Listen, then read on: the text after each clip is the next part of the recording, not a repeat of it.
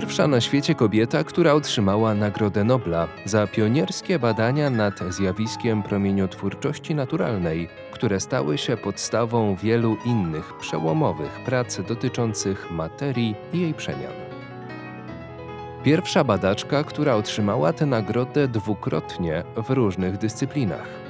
Za jej sprawą kobiety uzyskały ostatecznie dostęp do wszystkich szczebli rozwoju naukowego i mogły być doceniane za swoje osiągnięcia. Maria Skłodowska-Curie, wybrana w plebiscycie BBC History najbardziej wpływową kobietą w historii, urodziła się 7 listopada 1867 roku w Warszawie. W domu przy ulicy Freta 16, w którym przyszła na świat, obecnie znajduje się siedziba jej Muzeum Biograficznego, jak i Polskiego Towarzystwa Chemicznego. Przez kilka lat mieszkała z rodziną przy ulicy Nowolipki.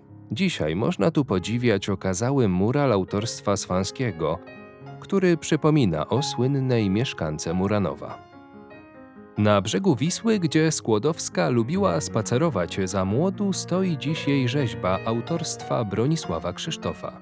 Obok postawiono ławeczki, na których można przysiąść i podziwiać wspaniały multimedialny kompleks fontan, rzekę i panoramę dzielnicy Praga. Po ukończeniu z wyróżnieniem gimnazjum uczęszczała na zajęcia Uniwersytetu Latającego, tajnej warszawskiej uczelni. Zajęcia praktyczne odbywały się w Muzeum Przemysłu i Rolnictwa. W oficynie na tyłach budynku urządzono pracownię chemiczną z laboratorium, w której 23-letnia Maria, dzięki życzliwości kierującego placówką kuzyna, mogła przeprowadzać pierwsze doświadczenia oraz opanować podstawy analizy chemicznej wraz z analizą minerałów i wody. Po latach Skłodowska przyznała: „Gdyby mnie w Warszawie dobrze nie nauczyli analizy chemicznej, nie wydzieliłabym radu”. Mimo dużego przywiązania do rodzinnego miasta, co często podkreślała w swoich wystąpieniach, Skłodowska, aby móc kontynuować studia, zdecydowała się opuścić Królestwo Polskie, będące wówczas pod 3 zaborami. Warszawa należała do zaboru rosyjskiego, w którym kobiety nie miały wstępu na wyższe uczelnie. W 1891 roku wyjeżdża do Paryża, gdzie zapisuje się na Wydział Fizyki i Chemii na Sorbonie. Podczas studiów poznała uczonego Piotra Curie, z którym w 1895 roku wzięła ślub cywilny. W tamtym czasie Skłodowska zajmowała się głównie właściwościami magnetycznymi stali, podczas gdy jej mąż był cenionym ekspertem w dziedzinie magnetyzmu. Jednak Maria zmieniła przedmiot swoich zainteresowań i rozpoczęła pionierskie badania nad niewidzialnymi promieniami emitowanymi przez uran, zjawiskiem niedawno odkrytym przez profesora Henri Becquerela. Pierwsze badania Marii Skłodowskiej-Curie w ramach pracy doktorskiej wykazały, że niektóre rudy uranowe, takie jak blenda smolista i torbernit, promieniują o wiele silniej niż uzyskiwany z nich czysty uran. Wysunęła ona wówczas śmiałą hipotezę, że głównym źródłem promieniowania nie jest ani uran, ani jego związki, lecz towarzysząca im w minimalnych ilościach nieznana dotychczas substancja. Skupiła zatem swoje dalsze badania na wydzieleniu jej z minerałów, używając ton dostępnych ród uranowych za pomocą ówcześnie stosowanych technik analizy chemicznej. Hipoteza postawiona przez Marię Skłodowską-Curie była tak sensacyjna i obiecująca, że do pracy przyłączył się jej mąż, przerywając własne badania naukowe. Małżonkowie Curie wyizolowali z rudy uranowej 2 nowe pierwiastki chemiczne. Pierwszy z nich nazwali polonem, upamiętniając okupowaną wówczas przez zaborców ojczyznę Marii, a drugi zaś pierwiastek nazwali radem, od łacińskiego słowa radius, oznaczającego promień.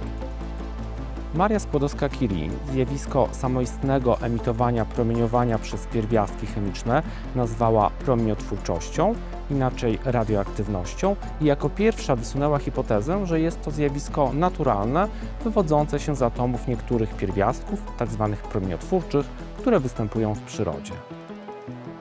Wkrótce odkrycia te zyskały ogromny rozgłos i uznanie.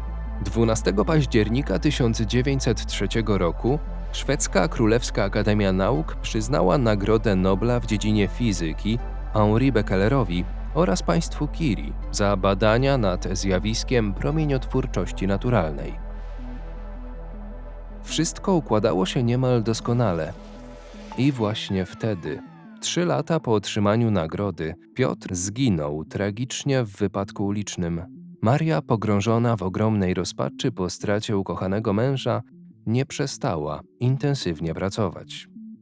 W 1911 roku jej determinacja i niezłomne zaangażowanie zostały uhonorowane drugą Nagrodą Nobla, tym razem w dziedzinie chemii, za odkrycie polonu i radu oraz za badania nad radem metalicznym i jego związkami. Niedługo potem Sorbona założyła Instytut Radowy, innowacyjne centrum badań naukowych nad pierwiastkami promieniotwórczymi i zastosowaniami radioaktywności w biologii i terapii nowotworów. Ich sensacyjne odkrycia wzbudziły ogromne zainteresowanie i uznanie kręgów naukowych również we Włoszech, o czym świadczy przyznanie im w 1904 roku przez Włoską Akademię Nauk medalu Matteucci. Wiele artykułów i opracowań poświęcono promieniotwórczości metali, minerałów, produktów wulkanicznych, wód termalnych, emanacji gazów i błot. Publikacje te spowodowały, że uczoną zainteresował się Instytut Akademii Nauk w Bolonii, który w 1909 roku mianował ją członkiem-korespondentem sekcji nauk fizycznych i matematycznych. Pomimo dużego zainteresowania zjawiskiem promieniotwórczości i wielokrotnie ponawianych prób zorganizowania podróży przez profesora Vito Volterre, wybitnego matematyka i fizyka, a także szefa Biura Wynalazków i Badań w Rzymie, przyszłej Krajowej Rady Badań Naukowych CNR, z którym nawiązała już wiele lat wcześniej relację opartą na wzajemnym szacunku i przyjaźni, Madame Curie przybyła do Italii dopiero w 1918 roku. Pod koniec I wojny światowej we Francji zaczęło brakować radu używanego również w szpitalach polowych. Z tego powodu Madame Curie postanowiła odwiedzić włoskie źródła cieplicowe będące źródłem emanacji tego pierwiastka, który można by było szybko i bez przeszkód przetransportować do Francji. We Włoszech prowadzono już wówczas wstępne badania nad naturalnymi substancjami radioaktywnymi. Problemem było ich wyizolowanie i praktyczne wykorzystanie. Stąd celem misji było potwierdzenie dotychczasowych odkryć włoskich naukowców, znalezienie nowych źródeł tych pierwiastków oraz określenie sposobów ich wydobycia i wykorzystania. Madame Curie z Paryża do Pizy przyjechała samotnie pociągiem 30 lipca 1918 roku o godzinie 3:30 nad ranem. Ale dlaczego Skłodowska-Curie przyjeżdża właśnie do Pizy? Pytamy o to profesora Lorenzo Di Bari. Profesor Curie przybyła do Pizy na zaproszenie Raffaello Nasiniego, profesora chemii na tutejszym uniwersytecie, sławnego również za granicą dzięki badaniom wód i źródeł termalnych, którymi obfituje Toskania. Celem zaproszenia Nasiniego było zbadanie radioaktywności zarówno źródeł lokalnych, jak i niektórych cieplic czy kopalń zidentyfikowanych przez niego na całym półwyspie, w poszukiwaniu minerałów, z których możliwe byłoby pozyskanie radu, pierwiastka, który odkryła i który pozostał w centrum jej zainteresowań naukowych nie tylko w zakresie badań podstawowych, ale także w ramach jego zastosowań w medycynie. Tutaj w Pizie profesor Skłodowska-Curie spotkała również młodego asystenta Nasiniego, Camillo Porlezze, który później został profesorem chemii, następcą swojego mistrza. Pierwszym zadaniem było sprawdzenie aparatury udostępnionej przez Uniwersytet w Pizie na potrzeby misji badawczej. Po potwierdzeniu, iż rzeczywiście była ona doskonale dopasowana do planowanych pomiarów, wraz z Porlezzą wyruszyli w długą podróż. w ramach której w jedynie 3 tygodnie przemierzyli ponad 3000 kilometrów, przybywając do miejsc, które nawet dziś pozostają trudno dostępne. Wykazując gorliwość, sumienność, a powiedziałbym wręcz całkowitą ofiarność w przeprowadzanych badaniach. Pierwsze dni Madame Curie spędziła na intensywnych badaniach w Toskanii. Najpierw odwiedziła Bagni di San Giuliano, położone zaledwie kilka kilometrów od Pizy, by na miejscu przetestować dostępny sprzęt. Wyjątkowa radioaktywność tamtejszych wód źródlanych stanowiła przedmiot analiz już od kilkunastu lat. Był to więc dobry punkt wyjścia do pomiarów. Na szczęście wątpliwości zostały rozwiane. Pizańskie przyrządy nie zawiodły, działały bezbłędnie. Stamtąd noblistka mogła wreszcie wyruszyć na właściwą wyprawę naukowo-badawczą w poszukiwaniu kolejnych potencjalnych źródeł substancji radioaktywnych. Towarzyszący jej Porlezza na każdym etapie podróży pobierał próbki, które następnie analizowano w Pizie. 1 sierpnia przybyła do Bagni di Montecatini, którego wody słynęły z dobroczynnych właściwości działania na wątrobę i jelita. Wraz z Camillo Porlezzą i Raffaello Nasinim zmierzyła radioaktywność wód leczniczych Tetuccio. W 100. rocznicę urodzin wybitnej uczonej Polska Akademia Nauk z inicjatywy Stacji Naukowej w Rzymie i gminy Montecatini Terme umieściła właśnie tutaj marmurową tablicę upamiętniającą tę wizytę. Skłodowska-Curie zatrzymała się w Gran Hotel Lapace, wówczas jednym z najsłynniejszych hoteli we Włoszech. Dziś po części dzięki wizycie polskiej noblistki i jej badaniom nad radioaktywnością, Montecatini jest jednym z bardziej znanych europejskich uzdrowisk. Ostatnim etapem wizyty w Toskanii było Larderello w prowincji Pizy. Miejscowość znana ze swoistego krajobrazu wypełnionego kolumnami białych oparów, świadczących o obecności fumaroli borowych. Te naturalne zjawiska, znane już w czasach Dantego Alighieri, zainspirowały poetę do opisania scenerii piekła. Po założeniu uzdrowiska i następującym po nim okresie rozwoju i ożywienia, Larderello stało się pierwszą na świecie elektrownią geotermalną. To tutaj po raz pierwszy w historii człowiek wytworzył energię elektryczną przy użyciu odnawialnych zasobów pochodzących z wnętrza Ziemi. W Larderello Maria Skłodowska-Curie pojawiła się wraz z Raffaello Nasinim, profesorem chemii na Uniwersytecie w Pizie, a przede wszystkim wielkim ekspertem zajmującym się ekshalacjami borowymi. Wspólnie przeprowadzili tu pomiary radioaktywności gazów wydobywających się z fumaroli. Ponadto Nasini szczegółowo poinformował ją o swych bieżących badaniach i planach dotyczących przemysłowego wykorzystania wydostających się z podłoża gazów. W tym miejscu wciąż żywe pozostaje wspomnienie o wizycie wielkiej polskiej uczonej, a we wnętrzach tych znajduje się dziś Muzeum Geotermii. Następnie wyprawa ruszyła na południe kraju, rozpoczynając drugi etap podróży. Z powodu trwającej wojny wyprawa noblistki odbywała się bez rozgłosu. Ze zbombardowanego Neapolu Madame Curie udała się na Ischie, na pokładzie torpedowca Departamentu Gospodarki Morskiej, aby wykonać pomiary radioaktywności wód w różnych zakątkach wyspy, znanych od stuleci ze swoich właściwości terapeutycznych. W Lacco Ameno badała wody uzdrowiska Regina Isabella, o czym przypomina kolejna tablica umieszczona pod portykiem budynku, wmurowana z inicjatywy Camillo Porlezzy 40 lat później. Wyspa okazała się miejscem szczególnie bogatym w radioaktywne emanacje radu, pochodzące nie tylko z wód, ale także z gleby, a nawet powietrza. Dzisiaj znajduje się tu jedno z czołowych na świecie uzdrowisk i ośrodków wypoczynkowych. Następnie badacze pojawili się na wyspie Capri w celu pobrania kolejnych próbek. Wyprawa miała charakter ściśle roboczy i Madame Curie podkreślała, że przyjechała tu z powodów naukowych, a wycieczkę turystyczną odbędzie przy innej okazji. Ostatecznie dała się jednak namówić, choć nie bez oporów, na zwiedzenie Lazurowej Groty.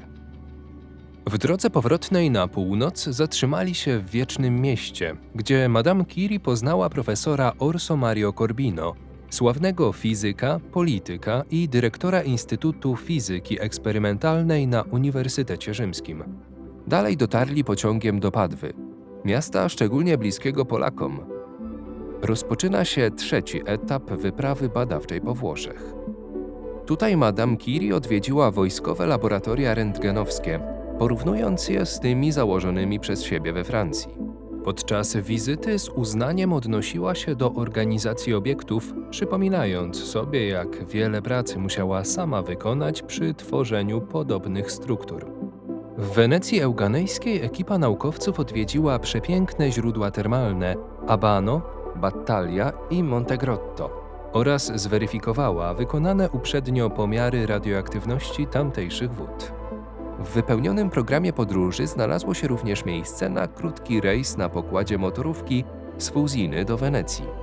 Pomimo pewnego wahania ze strony Madame Curie, jak napisał Porlezza, udało nam się pokonać jej opór i pokazać uroki tego fascynującego miasta na lagunie. Wkrótce potem zespół wyruszył do Piemontu, gdzie pod prażącym sierpniowym słońcem w Lurizzi uczona badała nie tylko bardzo silną emanację radonu ze źródła Nivolano, ale także pobrała próbki autunitu, które wzięła ze sobą do Francji, aby sprawdzić ilość obecnego w nim radu i ocenić możliwości jego wydobywania. Skłodowska-Curie poszukiwała tego cennego pierwiastka w całych Włoszech i znalazła go dopiero w grocie kamieniołomów Lurizzi. Tam właśnie po zbadaniu skał za pomocą przyrządów z Uniwersytetu w Pizie, które według wspomnień jednego z miejscowych pomocników gotowały się, Madame Curie wypowiedziała po francusku słynne słowa „dużo radu”. Asystent otrzymał od noblistki napiwek w wysokości 3 lir, które jak na podziękowanie za pomoc w pomiarach stanowiły wówczas fortunę. Obecnie grota ta nosi imię uczonej. Po tej wizycie zbudowano tam uzdrowisko, którego wody są wysoko cenione ze względu na ich właściwości zdrowotne. Alessandro Invernizzi, który wprowadził na międzynarodowy rynek wodę i napoje Lurizia, stwierdził: postać Madame Curie jest ściśle związana z korzeniami Lurizzi i jest symbolem, z którym utożsamiamy 3 podstawowe wartości. Po pierwsze wiedzę. Była wybitnym naukowcem, czyniąc z dążenia do zdobycia wiedzy cel swojego życia. Druga wartość opiera się na jej niezłomnym charakterze. Była kobietą o wielkiej sile. Wreszcie była obywatelką świata. Urodzona w Polsce, mieszkała we Francji, gdzie studiowała i ugruntowała swoją pozycję dzięki badaniom naukowym. Wyprawa zakończyła się 18 sierpnia w Sanremo zebraniem i wstępnym podsumowaniem wyników pomiarów. Następnego dnia naukowcy odprowadzili noblistkę na stację kolejową w Ventimigli, skąd wróciła pociągiem do Francji. Oficjalny raport z misji noblistka wysłała wkrótce do profesora Volterry wraz z listem, w którym podziękowała za włoską gościnność. Wyprawa wniosła również ważny wkład w powstanie włoskiej Krajowej Komisji do Spraw Substancji Radioaktywnych, utworzonej w 1919 roku, która później okazała się decydująca dla pracy naukowej grupy fizyków pod kierownictwem Enrico Fermiego. Komisja podziękowała w liście uczonej za wkład w badania włoskich źródeł i złóż substancji radioaktywnych oraz za cenne rady, licząc na dalszą współpracę z laboratorium Curie i francuską komisją do spraw radu. Od tamtej pory włoscy naukowcy i Instytut Radowy w Paryżu nawiązali bliższe kontakty naukowe. Już w październiku, jeszcze w tym samym roku, Porlezza, Volterra i Nazini odwiedzili laboratorium Curie i francuskie fabryki produkujące preparaty radioaktywne. Rok później noblistka wysłała do Porlezzy list, obecnie przechowywany na Wydziale Chemii i Chemii Przemysłowej Uniwersytetu w Pizie, załączając próbkę wzorca chlorku radu do standaryzowania pomiarów radioaktywności w wodach źródlanych. Pamięć o tej podróży pozostała zawsze żywa we wspólnocie akademickiej, szczególnie tutaj w Pizie, a przede wszystkim na Wydziale Chemii. Pomyślcie, że gdy ja sam byłem studentem chemii, z pewnego rodzaju czcią oglądałem stronice korespondencji prowadzonej między Curie i Porletzą, zachowane na naszym wydziale.